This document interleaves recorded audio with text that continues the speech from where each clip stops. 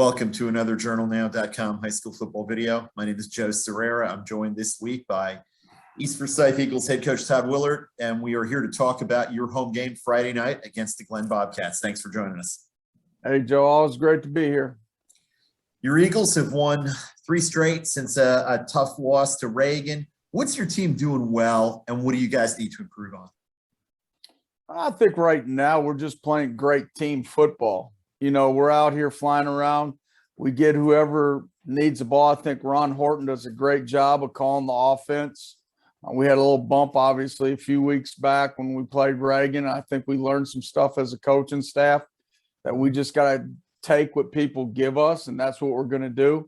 And defensively, I think we've been flying around. I think Coach Beal, Coach Maxwell on that side of the ball, Coach Wicker, our linebacker coach, has done a great job of kind of simplifying things and just flying around more and letting our kids play and have fun. I think Isaiah Crowell's probably had one of his best high school games last week. We've been moving him around a lot, and I think that helps getting him in certain situations. And it was good to see Isaiah play so well. I'm going to bring up an unpleasant topic in the Central Piedmont Conference. Your team's game with Mount Tabor back on October 1st wasn't played because of COVID-19 issues. Do you know yet if you're going to be able to make up that game next week? We've tried to make up some stuff and try to get it made up. Obviously, the weather kind of hindered some stuff, and we just can't come to an agreement on when and how to play it, so I doubt we'll even play it. Are you concerned that not playing that game could cost you come playoff time? I mean, I know it hurt West Forsyth in the spring, you know, not being able to play 2 of their games.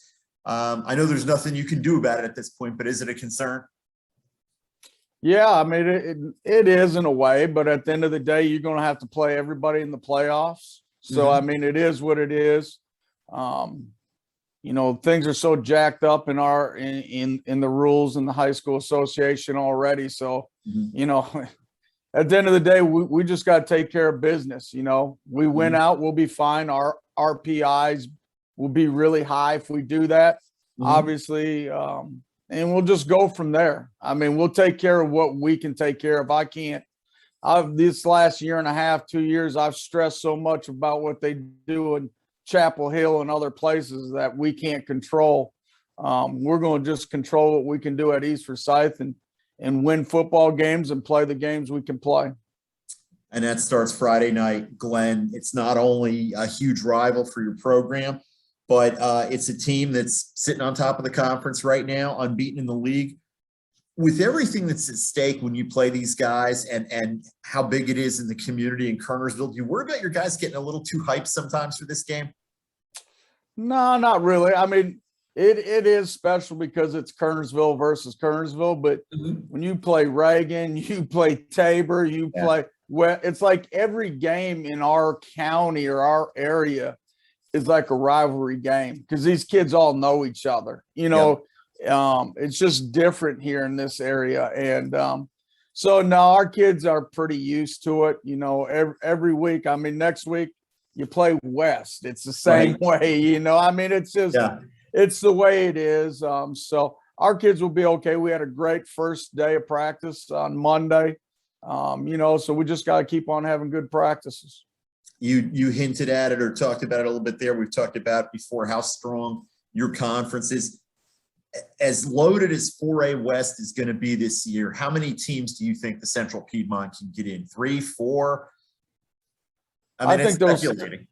I think probably 4 or 5 will still get in. I mean, once again, I think the RPI finally makes it. That's one good thing. Got away from Max Preps, who had no clue what was going on because it was just a computer running stuff and all that. I think the RPI makes it a little more understanding about what's going to happen, because they do rate you by how hard your play is, you know, and I think a lot of people in our conference is going to get rewarded for that. You know, we've all played top teams outside of our county. And so I still believe we'll get 4 or 5 teams in there. But there will be 1 or 2 good teams that won't make the playoffs.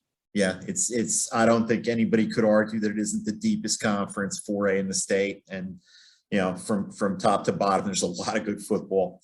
The team you play Friday night, Glenn, what do you see when you look at the Bobcats preparing for them? They're just fast. They play fast. I think every coach will tell you that. The mistakes they make up by going 100%. And, that's a great formula. You can make mistakes when you go 100 miles an hour, when you play fast. Yep.